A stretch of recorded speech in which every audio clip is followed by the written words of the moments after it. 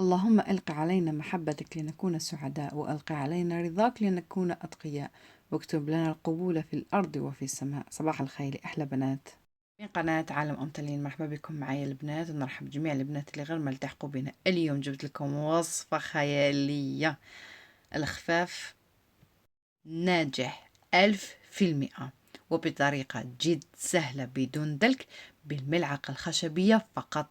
نتمنى أنكم تتبعوا معايا للآخر. والله يا البنات، الجميع اللي راح يجرب هاد الخفاف هذا اصلا ما يشدش اليد، وبالملعقة الخشبية يعني ما تدلكي لا والو، واللي راح يدوقه اكيد راح يطلب الوصفة، وخاصة كي تقولي له بدون دلك بالملعقة فقط. الآن كما راكم تشوفون نحتاج حبة كاملة من البيض. أنا هنايا البيض ديالي جاي الحبة ديالو صغير بزاف، ولهذا درت 2، ولكن هي المفروض لازم نديرو 1 حبة من البيض، يعني البيض تاعنا يكون الوزن 40 غرام. نحتاج 1 كوب من الماء الدافئ، ونحتاج 1 كوب من الحليب الدافئ. سعة الكاس هذا 200 مليلتر. نحتاج كذلك قرصة الملح، نحتاج 600 غرام من الفرينة، نحتاج ملعقة كبيرة من الخميرة الفورية، ونحتاج كذلك ملعقة من السكر. إذا كان البرد ما عليك غير تزيدي نصف ملعقة من الخميرة الفورية. الآن بسم الله نبداو نخدمو مع بعض. كما راكم تشوفوا هنايا درت الخميرة ديالي مع السكر، وزيد نضيف لها الماء الدافئ كما راكم تشوفوا باش نخليها تتفاعل. في هذاك الحين انا نبدا نخلط في العجين ديالي، ولكن نبدا بالسوائل، يعني ندير الماء والحليب. قلنا سعة الحليب نعاود نذكر هي 200 مليلتر، ونفس الكيل هو تاع الماء. نخلط البيض مع الحليب والماء، نخلطهم جيدا، وخاصة هذاك الصفر لازم نخلطه جيدا. حبيباتي اسمحوا لي ما ذكرتش ملعقة تاع الزيت اللي هي ضرورية في العجينة، لانه ما تخليليش الخفاف ديالي يجي مزيت، يعني من تاكلي السفنج هذاك خاصة تاع الفرينة يجي مزيت في الايد، ولكن من ديري هاد ملعقة عفوا تاع الزيت تجي ما شاء الله. نخلط الخميرة كذلك اللي كانت تفاعلت عندي. الآن بالنسبة للفرينة نبدأ نضيف، يعني قسمتها على مرتين. ندخل الكمية الأولى ونخلط جيدا دائما بالملعقة، ما نحتاج لا عجانة ولا مضرب يدوي ولا دلك، يعني هاد العجينة هذه ما شاء الله تجي روعة، راح تشوفوا في الأخير. وهي نفسها اللي درتها في الوصفة تاع يناير اللي كنت وريت لكم الخفاف كيفاش جا. ان شاء الله راح نخلي لكم الفيديو في صندوق الوصف. الان كما راكم تشوفوا كملت الكمية تاع الفرينة اللي كانت عندي، وضفت معاها كمية تاع الملح. الان دائما بظهر الملعقة، يعني ماشي منين نعمرو بها، يعني الظهر تاع الملعقة هي اللي نبدا نخلط بها حتى نتحصل على هذا القوام هذا، والعجينة تاعي من الفوق تولي ملساء، يعني ما توليش فيها هذوك الكريمو. الان راح نخليها تختمر. بعد هذا نرجع معكم باش نشوفوا كيفاش راح نكملوها. نخليها تخمر المرة الأولى ونهبط لها الخمور بالملعقة. بعد هذا نزيد نخليها تخمر المرة الثانية ونزيد نهبط لها الخمور. المرة الثالثة نبدأ نقطع ونقلي. حبيباتي كما راكم تشوفوا هنا خلينا الخفاف ديالي حتى خمر. شوفوا يعني غطيته فقط بورق الشفاف وخليته لمدة 20 دقيقة، ضاعف الحجم ديالو. الآن بنفس الملعقة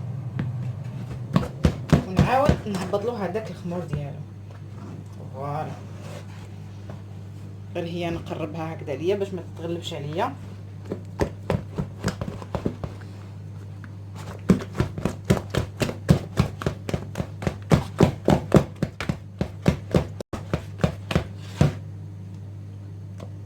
فوالا،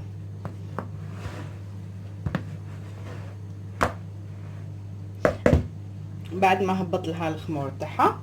الان راح نزيد نخليها تخمر ونرجع لها فيما بعد.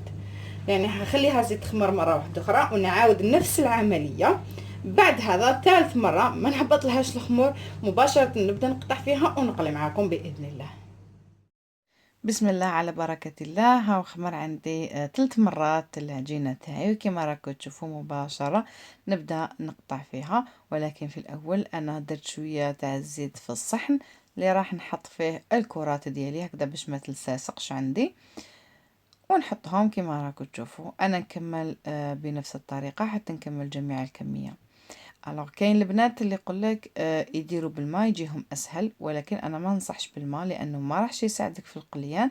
من ديريها مع الزيت هذوك الفرقعات هذوك يقدروا ياثروا عليك وتشيز حاجه دانجرس، يعني حاجه خطيره. كما راكم تشوفوا نقطعوها كيما نقطعوا المسمن، وانتي على حسابك، يعني تحبي حبات كبار تحبي حبات صغيرين كيما حبيتي. الآن حبيباتي راح نوري لكم حبة كيفاش راح نفتحها فقط بالإيد، يعني ما نحتاج لا صحن لا والو. ندورها كما احنا نقولوا عجلة، ونركز على الأطراف. كما راكم تشوفوا هنا البنات نعاود نفتح معكم حبة تانية. هنا كل ما نحي حبة نعاود نقطع من نفس العجينة ونعاود نرجعها في المكان هذاك. كما راكم تشوفوا هكذا ندورها ونركز على الأطراف يعني، ونحاول باش نفتحها. كما راكم تشوفوا انا كي قليت درت هذاك التاس هذاك، شوفوا هذيك العجينه اللي طلقتها من قبل. كما راكم تشوفوا نبدا نضيف لها في الزيت هكذا من الفوق حتى يعني نبدا نشوف الاطراف تاع القاعده تاع السفنج ديالي ولا الخفاف ديالي بدات تتغير اللون ديالها باش نقلبها.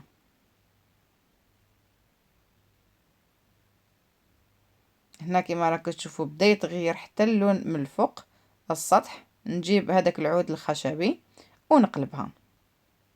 والله البنات جد جد سهلة.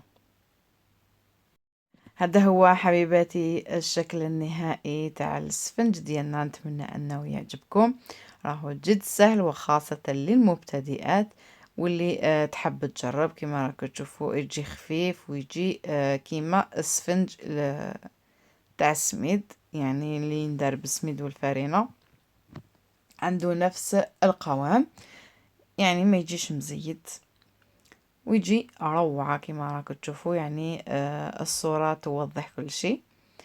غير هو البنات اللي ما يعرفوش ولا يرهبوا باش يحلوا هذيك العجينة بإيدهم، ما يخافوا يقطعوها ولا حاجة، يعني ننصحك ان تجيبي صحن مسطح يعني ان بلا وتحاولي تحلي فيه العجينة، ولكن ما تحليهاش بزاف مع اللي تجي ترفديها، يعني تكون سوا سوا. الآن كما راكم تشوفوا راح نفتح لكم الحبة باش تشوفوها كيفاش تجي. والله يا البنات جا روعة ويجي خفيف كما راكم تشوفوا. هنا راهو جا فارغ من الداخل. نتمنى انكم تجربوه وتتمتعوا بالمذاق وتدعوا لي معاكم. واذا عجبتكم الوصفة تاع اليوم ما تنساوليش باللايكات باش تزيدوا تشجعوني اكتر. ونشكر جميع البنات اللي راهم يخلوا لي تعليقات. والله يا البنات هذوك التعليقات هما اللي راهم يشجعوا فيا باش نزيد نحط فيديوهات جديدة. ولكن للأسف ما نقدرش نحط كل يوم لأني أم ل4 أولاد وجد مشغولة.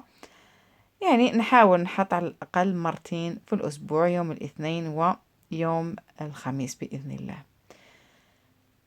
حبيباتي هنا يكون خلاص الفيديو ديالي. نتمنى انكم تكونوا قضيتوا اوقات ممتعه معايا وتجربوا هذه الوصفه هذه. وما بقى لي غير نقول لكم دمتم في رعايه الله وحفظه. سلام.